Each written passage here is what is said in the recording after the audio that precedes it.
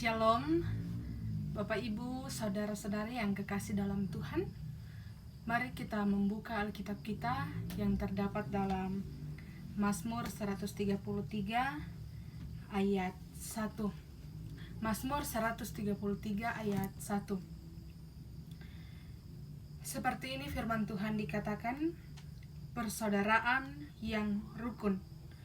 Sungguh alangkah baiknya dan indahnya apabila saudara-saudara diam bersama dengan rukun. Bapak Ibu yang kekasih dalam Tuhan, tema perenungan kita saat ini yaitu hidup rukun. Dalam Mazmur 133 mau menggambarkan bagaimana kesatuan dalam hidup persaudaraan. Dalam nats ini juga Raja Daud mengungkapkan bagaimana keadaan atau situasi keluarga dan bangsanya yang sedang menghadapi ancaman perpecahan, di mana di dalam keluarga mereka mulai timbul benih-benih permusuhan. Nah, Bapak Ibu yang kekasih dalam Tuhan, hidup rukun, damai dan harmonis, tentu kita semua menginginkan hal tersebut. Namun keadaan atau nyatanya di lingkungan kita saat ini, hidup rukun, damai dan harmonis mulai jarang kita temukan. Saya mengambil contoh yaitu tetangga yang merupakan keluarga terdekat kita bisa saja menjadi musuh terbesar kita yang dikarenakan oleh berbagai macam perselisihan atau persoalan kecil, maka mulailah timbul benih-benih permusuhan, benih-benih iri hati, jengkel dan lain sebagainya. Sehingga hidup antara bertetangga tidak lagi harmonis. Nah, Bapak Ibu yang kekasih dalam Tuhan, dikatakan di dalam Mazmur, persaudaraan atau hidup rukun menggambarkan persaudaraan yang baik. Dalam perenungan kita saat ini ada 3 pelajaran yang dapat kita ambil. Yang pertama, hidup rukun dengan orang lain.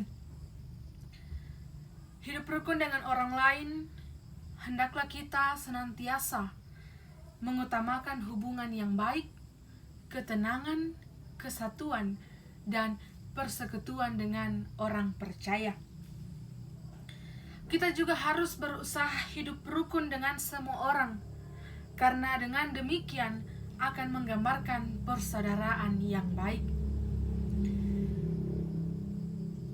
Di dalam Ibrani 12 ayat 14 dikatakan, berusahalah hidup rukun damai dan kejarlah kekudusan, sebab tanpa kekudusan kita tidak akan melihat Tuhan. Artinya bahwa hendaklah hidup kita ini selalu berkenan di hadapan Tuhan, selalu melakukan hal-hal yang positif, hal-hal yang menyenangkan hati Tuhan. Kemudian pelajaran yang kedua yaitu hidup rukun yang bermanfaat bagi orang lain. Bisa kita lihat dalam Kolose 4 ayat 5.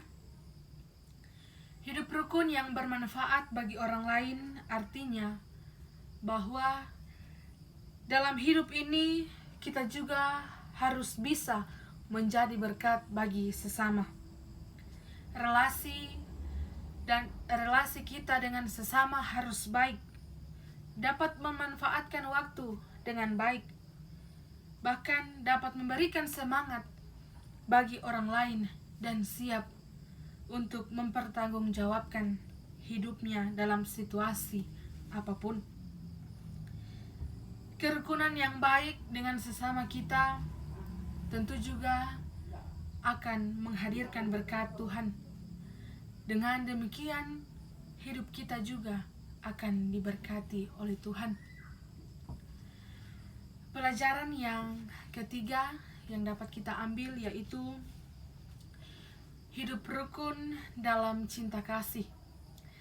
bisa kita lihat dalam 1 Korintus 13 ayat 4 sampai ayat yang ke-7.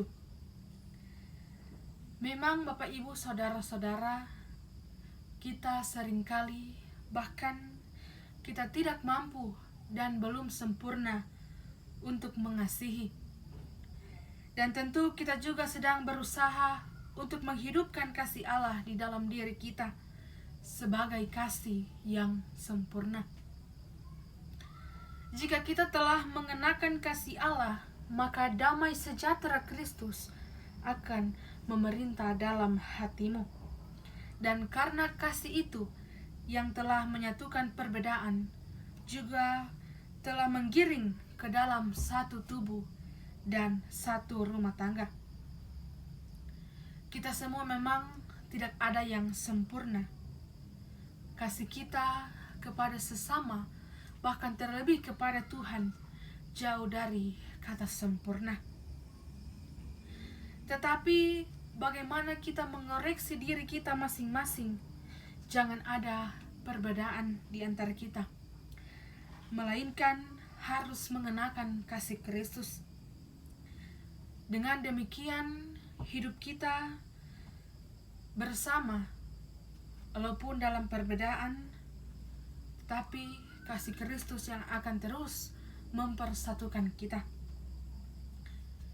Bapak Ibu Saudara-saudara yang kekasih, dalam bacaan kita saat ini dari beberapa contoh yang telah diberikan atau pelajaran yang telah diberikan, mau mengatakan kepada kita semua bahwa dalam pengalaman hidup beriman, yang terbaik dan terindah adalah apabila saudara-saudara diam dengan rukun.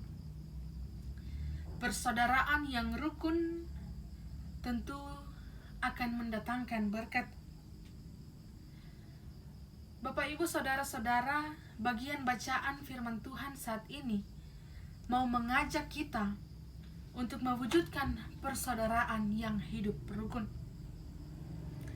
Jadilah persekutuan yang hidup, saling mengasihi dan rukun, agar kita dapat mengalami setiap pemberkatan Tuhan. Memang Bapak Ibu Saudara-saudara, kerukunan sangat sulit bila dalam hati kita tidak ada keikhlasan untuk memaafkan. Namun bersama Tuhan Yesus, marilah kita lebih menghargai sesama kita. Karena dengan demikian, itu adalah makna kekristenan sejati. Seperti yang Tuhan Yesus firmankan dalam Yohanes 17 ayat 22, supaya mereka menjadi satu, sama seperti kita adalah satu. Terpujilah Tuhan Yesus. Amin.